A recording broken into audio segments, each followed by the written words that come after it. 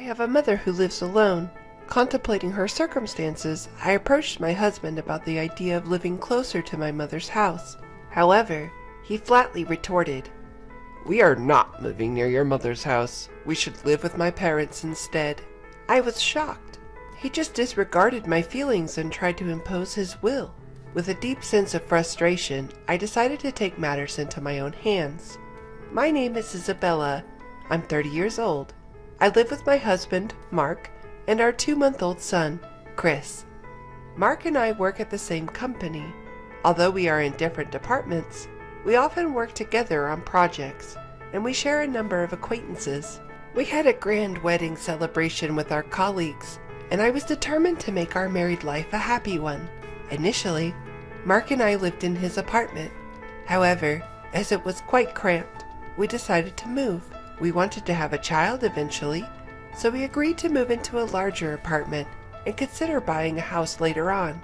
Casually browsing property listings on my smartphone, I started a conversation with Mark. "I don't want to quit my job even after we have a child," I said. Mark responded with a smile. "You love your work, Isabella. You should do what you like." "But it seems that the competition for daycare spots is pretty high. We have to think about that too if I'm planning to return to work." "Well, I guess you're right.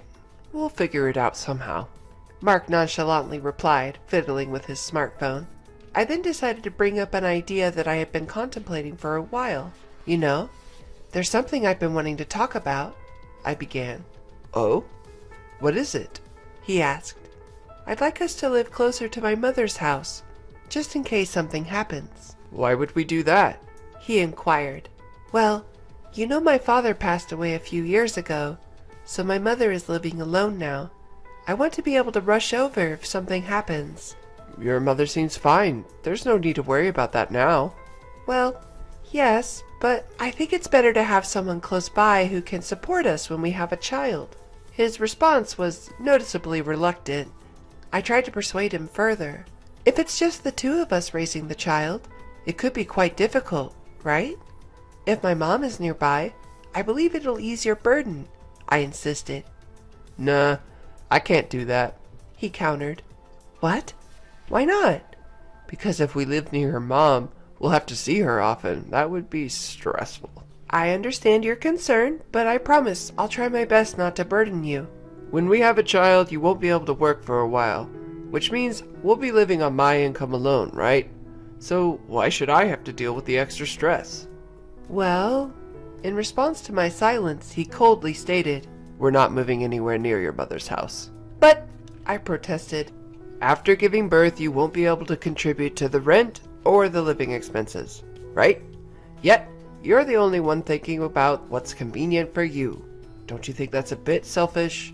Hold on, what kind of logic is that? Sure, I wouldn't be able to work for a few months after giving birth, but does he really need to be so negative about it? Don't you think we should try harder to cooperate as a married couple? My husband's actions didn't make any sense, and I felt that if I continued to speak up, things would not progress in a positive way. We're newlyweds. I don't want to quarrel at this point. Fine. I got it. Leaving these words behind, I left the room. I couldn't bear this atmosphere any longer. Eventually, I gave up on living near my mother's home and decided to settle in an area close to both of our workplaces. After moving, work and our marital relationship were going fairly well, and we were leading relatively peaceful days. One day, I found out I was pregnant. My work was going well, so I felt a little guilty, but my child was my top priority. Taking handovers into account, I worked up until the last possible moment before my family leave. Since I had more free time after starting my family leave, I started visiting my mother more often. My husband Mark was coming home past midnight almost every day due to overtime work. If things continued this way, I would undoubtedly have to single-handedly raise our child after giving birth. As it would be my first child, everything was new to me and I felt a lot of anxiety. One day, I was visiting my mother at home and I blurted out my real feelings to her. "Mom, I'm really looking forward to the baby coming, but I'm also very anxious." "What's wrong, Isabella? That's not like you. You have Mark, don't you?" Mark seems busy with work, and when I asked him to take care of our baby together after giving birth, he yelled at me, saying, "How can I, a man, do that?" As I explained, my voice trembled and my mother looked worried. I decided to express my feelings clearly to my mother. "Hey, Mom, can I come back here for a while after the baby is born?" "Well," my mother tilted her head and thought for a moment. "It's going to be tough at first, and it would be a bit of a hassle for me to commute to your place every day. I would be grateful if you could come over to our house, Isabella." "Really? Can I stay?" "Of course. I'd be happy to spend time with my grandchild, and nothing would make me happier than being able to support my daughter." "Thank you, Mom. I'll talk to Mark about it when I get home today." By revealing my anxiety to my mother, my heart felt significantly lighter. Right, I should talk to Mark properly. As a couple, we need to consider our child's future carefully. That night, I talked to Mark about the situation with my mother. However, his reaction was not what I was hoping for. "What? Go back to your parents' house? You must be kidding." "I'm serious." I leaned forward, trying to convince my husband. "I'm nervous because it's my first time, and I need to rest for a month after giving birth. I don't think I'll be able to do the housework. That's why I want to go back to my mother's house for a while." "That's ridiculous. Who's gonna cook for me? Who's gonna do the laundry?" Can't you manage on your own for just a little while, Mark?" Huh? I'm out there working, and now you want me to do housework too? You're a monster. Mark huffed. But in my confusion, Mark sighed heavily. I get it. I should help out, right? "Huh? Help out?" "That's what I'm saying. I'll assist with childcare. I'll handle the chores and childcare for the first month after birth, okay? That way, there's no need for you to go back to your mother's home, right?" "Well, I guess so." "Okay, then it's settled. I'll help out. This discussion's over." I understand. I wasn't entirely convinced, but the best thing for our family would be if we could work together to raise our child. I felt some apprehension, but I decided to trust Mark's words. I gave up the idea of going back to my mother's home and called my mom to explain the situation. "I see. I was looking forward to your visit, so it's a bit disappointing. But it's a good thing, right? Mark said he'll help, hasn't he?" "That's true, but I thought it would be more reassuring with you, Mom, given your experience with childcare." "Oh, there are plenty of couples who take on everything from the start without returning home. You should take advantage of Mark's support and try your best together." "Okay, I understand." As I was about to hang up, my mother stopped me. "Oh, and what's up? Always tell me when something happens. I'm always on your side, Isabella." "Thanks, Mom. I'll try my best with Mark." I needed to work hard to keep from worrying my mom, and so I resolved to take on childcare with my husband. A few days later, our first son was born, and the tumultuous life of parenting began. As promised, Mark did help out, albeit in a limited way.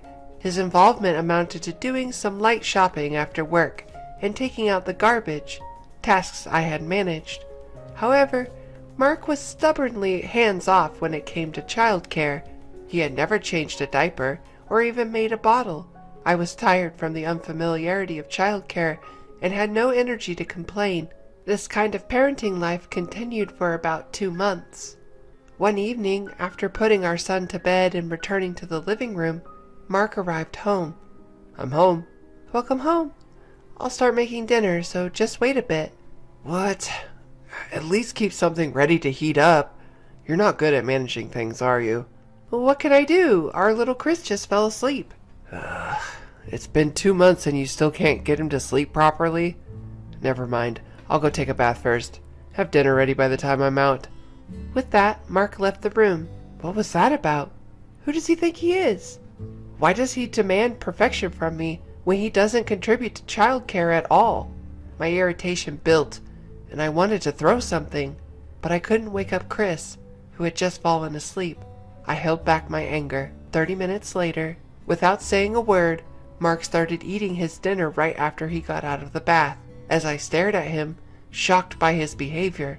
"Oh yeah, I have something to talk about." Mark stopped me. "Talk? What all of a sudden?" I got a call from Dad today. Seems Mom fell and can't move her leg well. What? Your mother? According to my husband Mark, his mother had gone shopping with a neighborhood friend, had a dramatic fall, and was immediately taken to the hospital in an ambulance. Even after several hours, her leg isn't moving and the doctor diagnosed that she might need assistance going forward. I see, that's hard. Your father must be having a rough time. To be honest, I was more worried about my father-in-law than my mother-in-law. From the beginning, my mother-in-law did not like me. She was even cold to me at our marriage introduction. When I announced my pregnancy, "We don't need a girl, do we?" she was the type to say nonchalantly. The one who always scolded my mother-in-law and stood by me was my father-in-law. "Let me know if you need anything. I'll be there for you if you need me." Each time he met me, my father-in-law encouraged me like this. If my stay-at-home mother-in-law couldn't move, my father-in-law would be really struggling. While recalling the happenings at my in-laws' home, Mark dropped an unbelievable proposition. "Here's the thing. I had a great idea. Let's live together with my parents at my home." What? "Don't you think it's a good plan? I'm worried about Mom, and you, Isabella, are not working now. If we live together, it will reduce Dad's burden, and he would be happy." Wait just a minute. You're joking, right? The reason I'm not working is to take care of our son, Chris. I can't suddenly decide to live with your parents. "But it's been 2 months already. You must have some free time now. Right now, Mom is the priority. You should understand that." Is he serious? When I suggested living near my mom, he outright refused, but now it suits him just perfectly. Mark is not the type to visit his home frequently, so it was convenient so far, but living with my mother-in-law is out of the question. Knowing Mark, if we lived together, he would certainly side with his mother and be harsh on me. Unable to bear it any longer, I vented my frustrations. Don't mess with me. You flat out denied when I wanted to live near my mother, but now it's okay when it's about you? What? What's that about? Your mother is fine, isn't she? But, unlike your house, my mom lives alone. What if something happens? You're not considering my anxieties, are you? Shut up. Listen here. You married me and became my wife. You should stop arguing and listen to what I say. At that moment, any residual affection I had for my husband vanished instantly. He doesn't consider my feelings, let alone seeing me as an equal. I cannot continue a marital relationship with him. Seeing my silence, Mark probably thought I had agreed and dropped this line. "Anyway, it's decided that we're going to live together. We're moving as soon as possible, so get the stuff packed by tomorrow." I understand. "You should have just obediently listened to me from the start." With that, Mark left for the bedroom without even clearing the dinner dishes. The next day, once Mark left for work, I packed the minimum necessary stuff and left the house. Of course, just for me and my son. When I returned to my mother's house with my son, my mother was initially shocked, but accepted our situation once I explained. As he returned home from work, my husband, Mark, called after realizing that my son and I were not there. "Hey, where are you right now?" At my mother's place, Mark. "What? What the heck are you doing without my permission? Get back here right now." Well, our son's already asleep, and it's late. So no. Besides, I'm not planning on returning. "What the—" Mark yelled at me over the phone, something that was rare for me to oppose him. "Listen here, if you don't come back right now, we're getting a divorce. You got it?" A divorce? "That's right. Didn't I tell you? I'm moving to my parents' house. If we divorce now, you'll be jobless. That's gonna be a problem for you, huh?" I couldn't see his face, but I could tell from his tone of voice that he was smirking. To him, I responded coldly. I don't see that as a problem. "What?" I have no objections to the divorce. So please, send the divorce papers to the court. What are you saying? You're the one who's going to be in trouble if we get a divorce.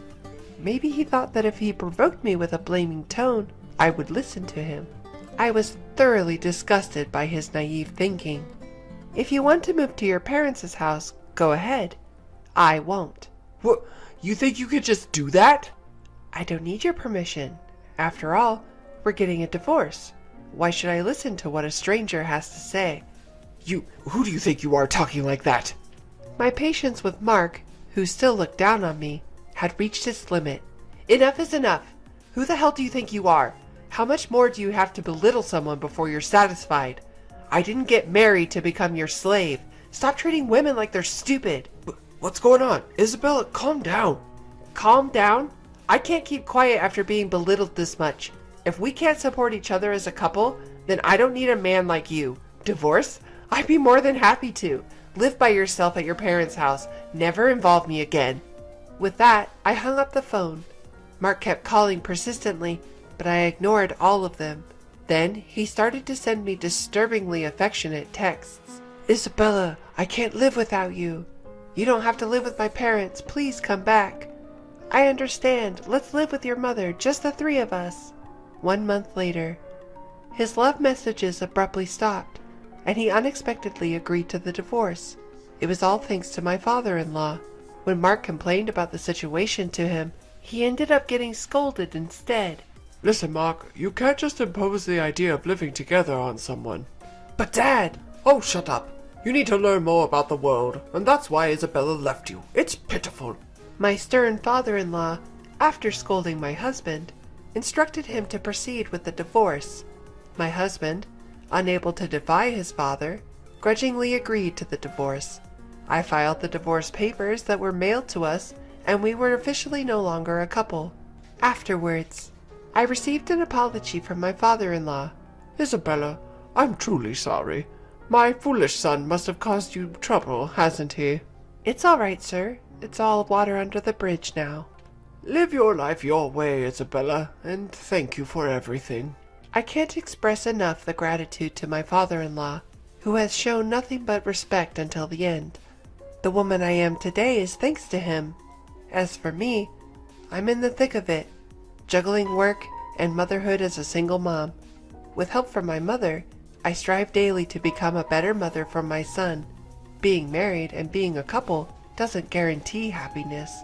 I don't need a husband to be happy. Just having my beloved son and mother by my side is more than enough for me.